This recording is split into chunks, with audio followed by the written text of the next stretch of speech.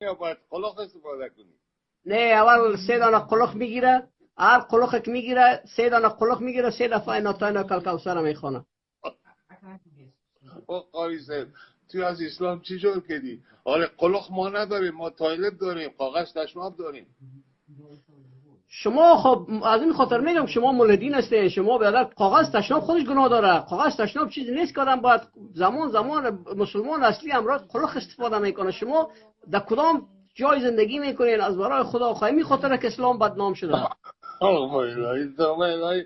او قاری صاحب مثل امریکا میمان کنم که توی امریکا رو ببینی یک دانه دستک کنیتان پاک میکنه، حالا او حرام است یا حلال؟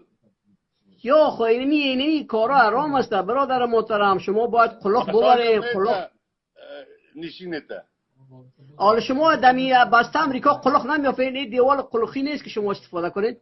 و بله ما تایلت داریم، ما سراخ نداریم، بند میشه تایلت ما بند میشه.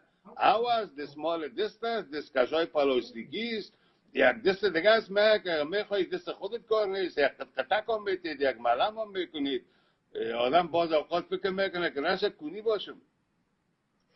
والا دیگه شما در جامعه زندگی میکنین، این رقم جامعه آدم زندگی نکنه بهتر است. عیف وقتتان شما آخرتتان خراب میکنین. مشکل